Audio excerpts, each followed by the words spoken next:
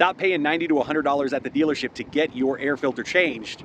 Spend 15 or 20 bucks and 2 minutes of your time. I'm going to show you how now. You open up the glove compartment. There's going to be a little notch here on the side. We're going to go ahead and squeeze this notch so we can pop that out. It comes undone. You're going to pull it up just a little bit. And then we're going to squeeze both sides of this right here in so that we can go ahead and pull this down. So you'll see here they have the little connectors on top that just pop right out. And so we squeezed them on both sides. They pop out.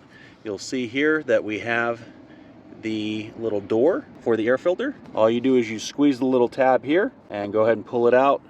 And it does have a little notch here where it connects to up top. So you just go ahead and pull out your air filter. So right here, we got our dirty air filter. We're gonna go ahead and replace it, and we're gonna actually upgrade ours a little bit. And you just wanna make sure that you do have the airflow going down.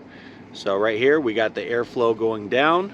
We just go ahead and put the air filter right back in. It just slides right in, just like that.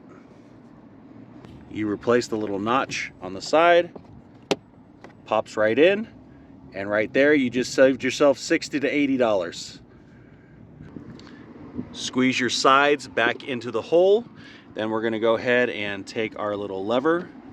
We're gonna pop it right back on, and you are ready to go with nice, fresh, clean air.